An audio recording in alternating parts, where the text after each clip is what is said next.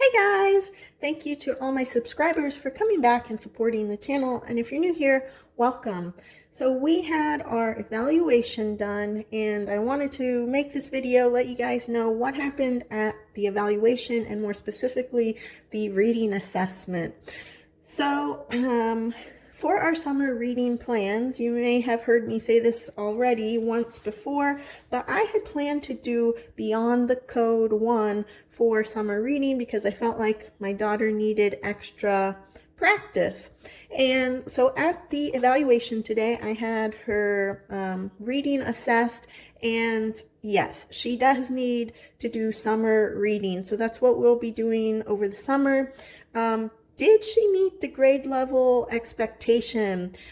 Not quite. And so she's not far off, but she did not meet the level where, quote, she should be at by the end of first grade.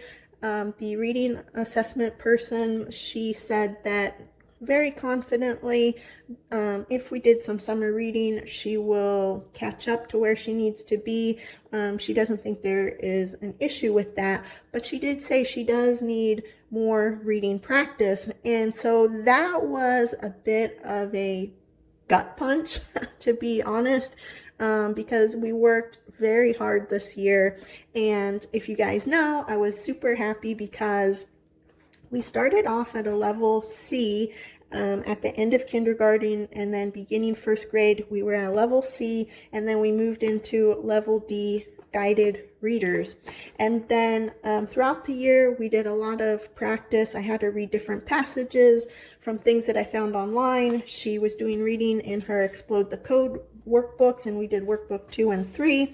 And then we also had this Smart Phonics from Evan Moore that she worked on a little bit at the beginning of the year, and then at the end of the year I brought it back in April, and she was reading passages as well as doing the spelling work in this, and she was doing good. And so towards the end of the first grade year, I was like, okay, let's see what her reading level is at. She should be at a J level reading for going into second grade, and this book is rated as a guided reading level J.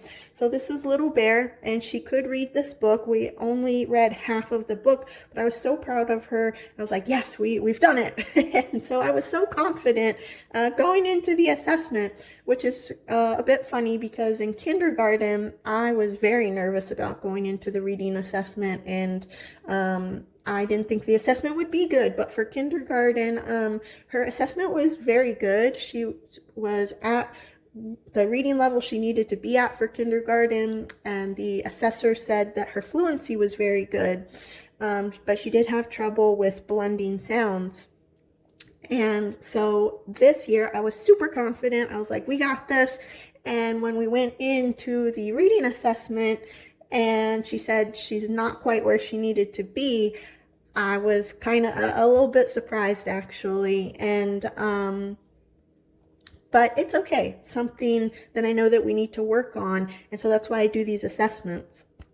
And so for this year's assessment, her fluency actually wasn't as good as it needed to be. So her blending was excellent, and she's made so much progress over the year, and she's made so much progress from kindergarten through first grade. She's actually reading. She was not doing that in kindergarten. You know, in kindergarten she was learning to read just small words, and now she's actually reading a book. So amazing progress there.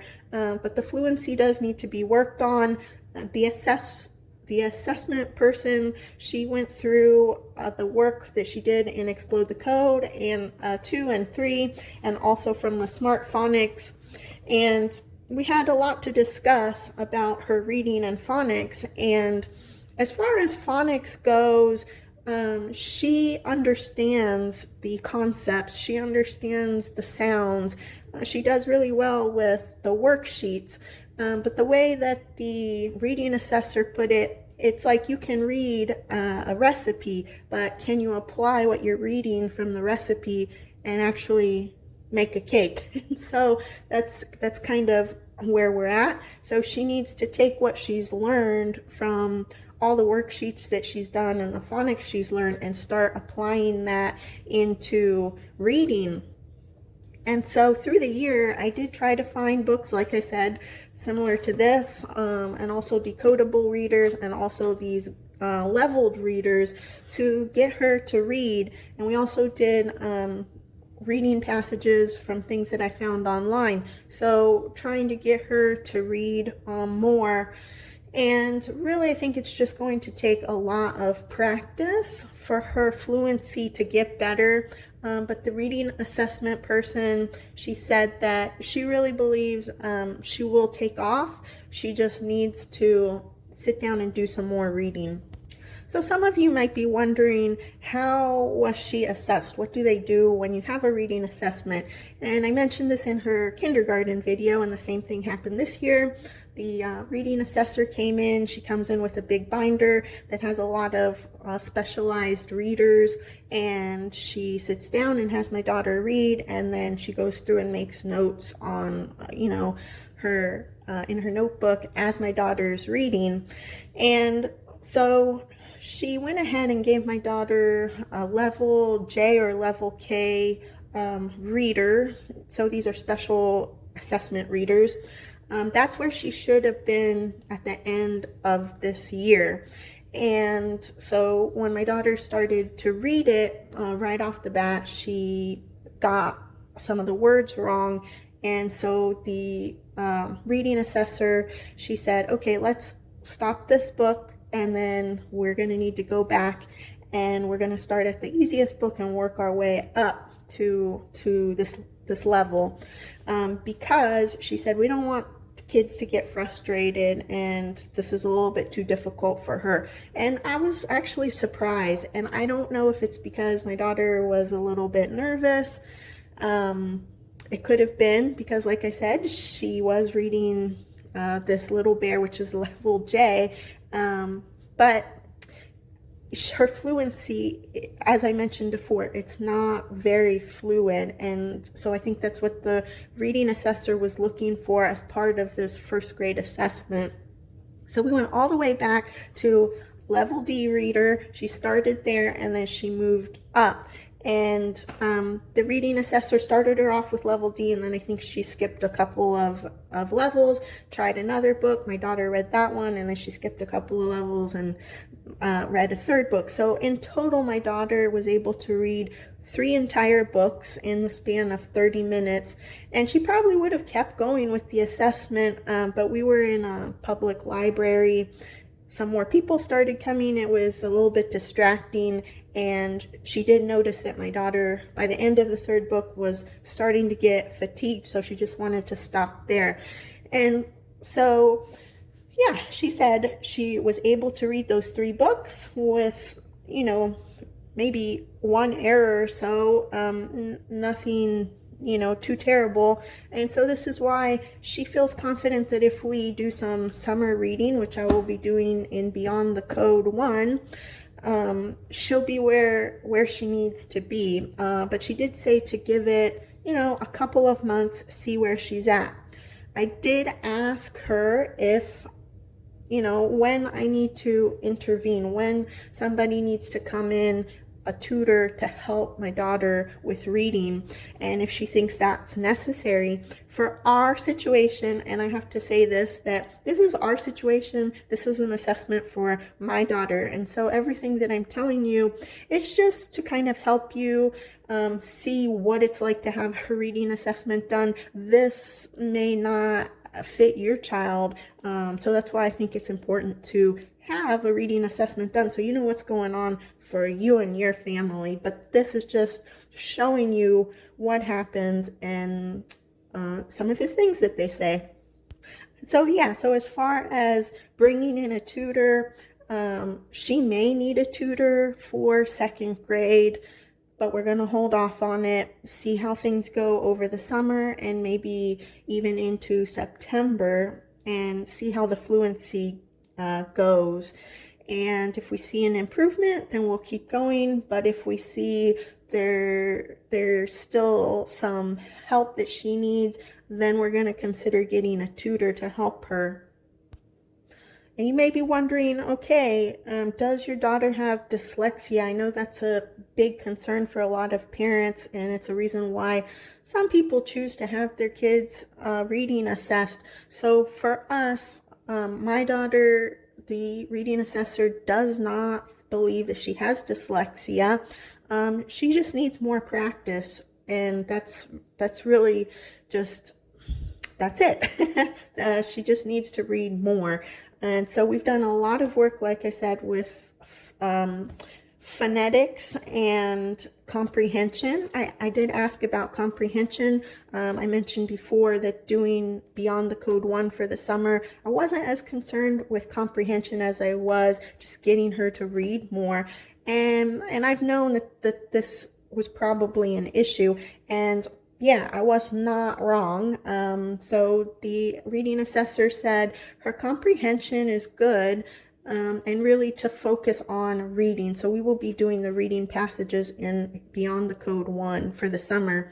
And actually, the reading assessor, she suggested that maybe it's time to change from Beyond the Code to another curriculum, and a curriculum that has readers, decodable readers that are easier for her to read. But I don't really want to do that because Beyond the Code is working for us for phonics, and so I don't really want to do that. But it has been a bit of a struggle finding decodable books and readers for her to read that she enjoys, and the reading assessor says it's very necessary.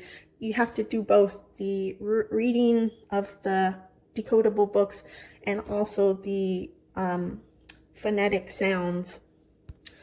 And one thing that the reading assessor said that stuck with me is, she said, from K to 2, kids learn to read, and from 3rd grade up, they read to learn. And so that's really something that has stuck with me from our meeting, and it has me a little bit panicked, to be honest. But she said there's lots of time. You still have a lot of time, and your daughter's doing really well, so it's nothing to be overly concerned with. And so some tips that she gave me, especially if we're going to continue with Beyond the Code or Explode the Code, 20 minutes of daily reading practice. It's vital, she told me, for my daughter in our situation. And she recommends reading actually below her current level. So she's just finishing 1st grade, but she advised me to have her reading at a kindergarten level every day, and then gradually go up to 1st grade level as she moves on and gets tired of the kindergarten books. And she said she will get tired of kindergarten books and she'll ask you for other books. And so the reason that she said that is because we know that kindergarten reading is very easy for her at the moment, and so she wants her to read for fun. And if she can easily read a kindergarten book, then that's what she wants her reading. So the 20 minutes of daily reading is just for fun, and they're only books where every single word in the book she knows and she can read on her own. Once we start 2nd grade officially, then she'll have to read 20 minutes by herself, independent reading, and then we'll start reading 2nd grade level reading practice together, the things that I'm teaching her. So it'll be Explode the Code 4, Explode the Code 5, and our other reading practice for 2nd grade. Those are things that I will do with her because those are things that I need to teach her. But for fun reading, she needs to read below her grade level to make it super, super easy so that she's interested in reading. That's our goal, to get her interested in reading and reading daily. She also mentioned sight word practice. Now, this may ruffle a few feathers because there's people out there that don't like the word sight word. It's like a dirty word sometimes. But in kindergarten and 1st grade, I was teaching phonics sounds as well as teaching sight words.